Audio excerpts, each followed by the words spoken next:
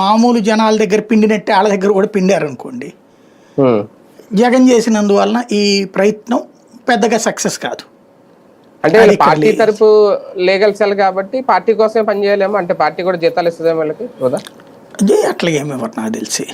Legal cell కంటే legal cell అందరికి YCP కొంతమంది లాయర్లను అనేటటువంటిది ఇస్తుంటారు. Legal sell it means it is a union అంతే.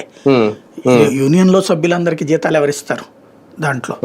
ఇది కాకపోతే ఏంటంటే కొంత లిబరల్ గా ఆలోచించగలిగితే ఈ లాయర్లు ఆ ఖర్చు పెట్టగలిగిన కెపాసిటీని బట్టి, ఇప్పుడు అవతల అతని దగ్గర వాళ్ళు ఇస్తే తీసుకుంటే నో ప్రాబ్లం.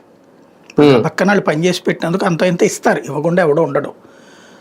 అలా ఇచ్చింది తీసుకుంటే పర్లేదు, నువ్వు ఎంత ఇస్తేనే నేను ఆర్గ్యూ చేస్తానన్నారు అనుకోండి, కార్యకర్తలు రేపొద్దున జగన్ నష్టపోతాడు దానివల్ల. జగన్ అంటే వాళ్ళు తిట్టుకునేది జగన్నే కదా, ఈ లాయర్ని తిట్టుకోలేరు కదా. ఎట్లాగూ కేసులు పెట్టాక కోర్టులకి జైళ్లలో ఉన్నాక వాళ్ళ కుటుంబ సభ్యులు లాయర్లను అప్రోచ్ కాక తప్పదు. అట్లాంటి సందర్భంలో ఇది కీ పాయింట్ అనమాట. సార్ వాస్తవానికి దీని వెనక ప్రయోజనం ఏంటి అనేది, ఎందుకంటే వీళ్ళకి బాధ్యతలు అప్పచెప్పారు, డేటాబేస్ లో ఆధారాలే పెట్టమన్నారు.